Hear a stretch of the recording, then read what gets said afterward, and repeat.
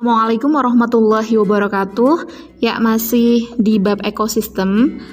Hari ini kita akan belajar tentang aliran energi dan juga piramida ekologi. Tahukah kalian apa itu energi? Energi adalah kemampuan untuk melakukan kerja. Ya, energi itu tidak dapat diciptakan ataupun dimusnahkan, tetapi dapat diubah dari satu bentuk energi ke bentuk energi lain. Dalam sistem ekologi, suatu organisme merupakan komponen pengubah energi. Nah, apa itu aliran energi? Aliran energi juga dapat diartikan sebagai proses perpindahan energi dari satu tingkatan trofik ke tingkatan berikutnya. Yang pasti, perpindahan ini menyebabkan pengurangan jumlah energi setiap melalui tingkatan trofik tertentu. Nah, dalam aliran energi terjadi melalui rantai makanan dan juga jaring-jaring makanan yang akan kita pelajari selanjutnya. Yang pertama, kita akan membahas tentang rantai makanan. Nah, rantai makanan itu adalah transfer energi dari satu tingkat trofik ke tingkat trofik berikutnya melalui peristiwa makan dan dimakan. Misalnya, tumbuhan mampu menangkap energi dari matahari dan kemudian mengubahnya ke energi kimia. Nah, herbivora bisa mendapatkan energi apabila memakan tumbuhan tersebut. Kemudian saat herbivora dimangsa karnivora, maka energi tersebut akan berpindah dan juga seterusnya. Ada beberapa bentuk rantai makanan. Yang pertama, rantai makanan rerumputan. Nah, ini adalah rantai makanan yang paling sering kalian kenal. Ciri khasnya adalah tumbuhan menempati trofik pertama dan berperan sebagai autotrof. Contohnya seperti rantai makanan berikut ini.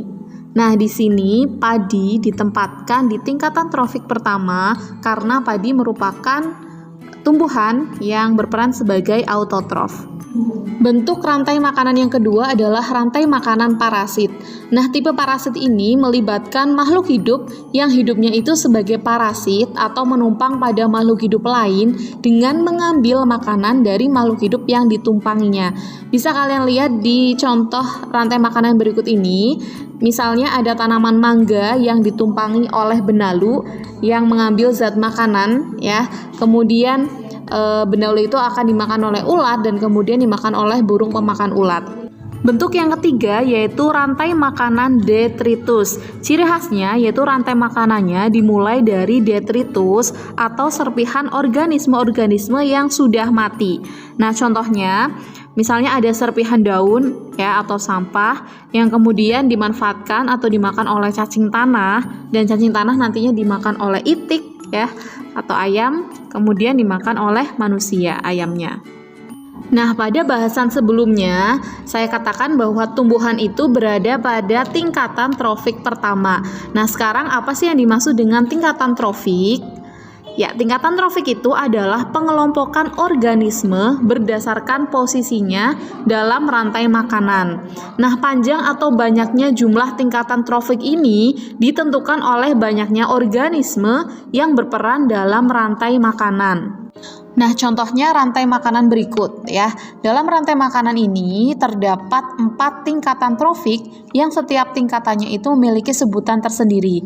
Yaitu untuk tingkatan pertama biasanya ditempati oleh organisme autotrof, kemudian tingkatan kedua bisa ditempati oleh herbivora ataupun omnivora, kemudian tingkatan ketiga contohnya adalah karnivora primer, kemudian tingkatan keempat itu bisa ditempati oleh karnivora sekunder dan juga seterusnya. Nah, dalam rantai makanan yang berbeda, organisme tertentu juga dapat menempati beberapa tingkatan trofik. Inilah yang disebut sebagai jaring-jaring makanan. Jadi jaring-jaring makanan itu merupakan gabungan dari berbagai rantai makanan yang saling berhubungan dan juga kompleks. Semakin kompleks jaring-jaring makanan yang terbentuk, berarti semakin tinggi tingkat kestabilan suatu ekosistem. Nah, kalian bisa lihat ini adalah contoh dari jaring-jaring makanan yang terdiri dari berbagai rantai makanan. Nah, sekarang bagaimana apabila salah satu komponen dalam rantai makanan tersebut tidak ada atau hilang? Ya, pastinya akan terjadi ketimpangan dalam urutan makan dan dimakan, serta akan terganggu keseimbangan ekosistemnya. Agar rantai makanan dapat berjalan terus-menerus, maka jumlah produsen itu harus lebih banyak daripada konsumen tingkat 1, kemudian jumlah konsumen tingkat 1 juga harus lebih banyak daripada jumlah konsumen tingkat 2, dan seterusnya. Yang kedua, kita akan membahas tentang piramida ekologi. Nah, piramida ekologi ini merupakan susunan tingkatan trofik secara berurutan menurut rantai makanan atau jaring-jaring makanan dalam suatu ekosistem. Nah, piramida ekologi itu berfungsi menunjukkan perbandingan di antara tingkatan trofik yang satu dengan tingkatan trofik lainnya pada suatu ekosistem. Piramida ekologi ini juga dapat disusun berdasarkan kepadatan populasi, berat kering, maupun kemampuan menyimpan energi pada tiap trofik. Ada 3 tipe piramida ekologi. Yang pertama kita akan bahas tentang piramida jumlah. Nah, piramida jumlah itu menggambarkan jumlah individu pada setiap tingkatan trofik dalam suatu ekosistem.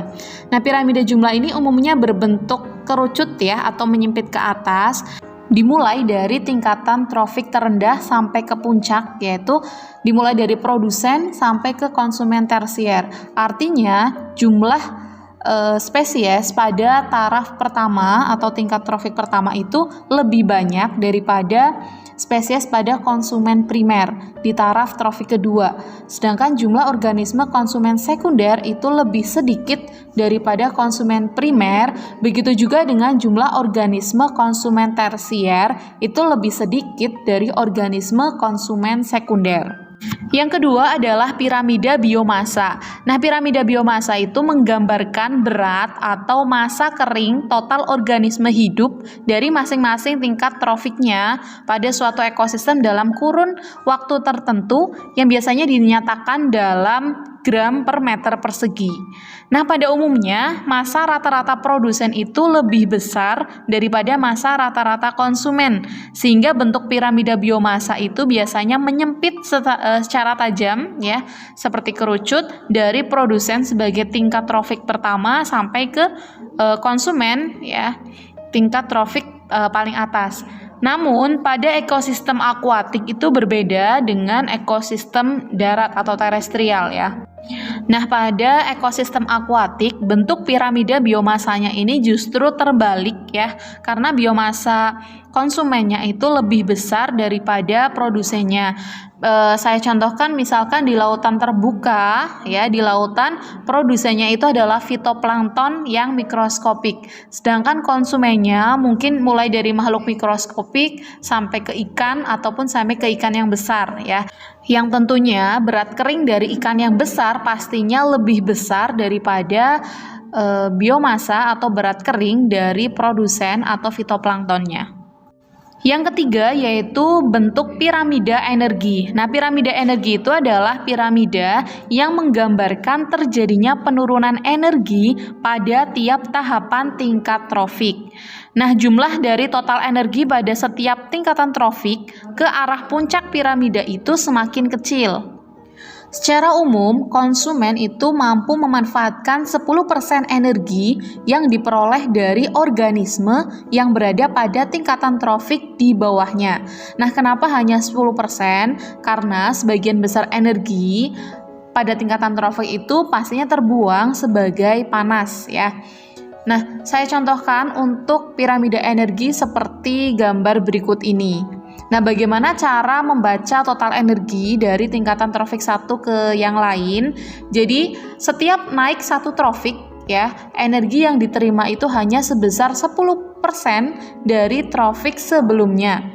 Oh ya, energi dalam piramida energi itu dinyatakan dalam kalori per satuan luas dalam kurun waktu tertentu. Nah, cara menghitung energi pada piramida energi yaitu misalnya kalian lihat ya gambarnya, misalkan produsen itu memiliki energi sebesar 1000 kalori, berarti konsumen tingkat 1 itu hanya mendapatkan 10% dari jumlah energi produsen, sehingga energi pada konsumen tingkat 1 yaitu 10%-nya dikali 1000 kalori sama dengan 100 kalori. Nah, berapa jumlah energi yang bisa ditransfer ke konsumen tingkat 2? Berarti 100 kalori itu nantinya dikali 10%. sama dengan 10 kalori, begitu seterusnya sampai ke konsumen tingkat puncak. Nah, dari ketiga tipe piramida ekologi, piramida energi itu dianggap merupakan model piramida yang terbaik ya, karena tidak dipengaruhi oleh ukuran organisme ataupun kecepatan metabolisme suatu organisme, dan juga dapat menunjukkan efisiensi ekologi atau produktivitas ekosistem. Sekian dari video ini, semoga bermanfaat dan kita akan bertemu lagi di pertemuan selanjutnya yang akan membahas tentang daur biogeokimia. See you next video. Wassalamualaikum warahmatullahi wabarakatuh.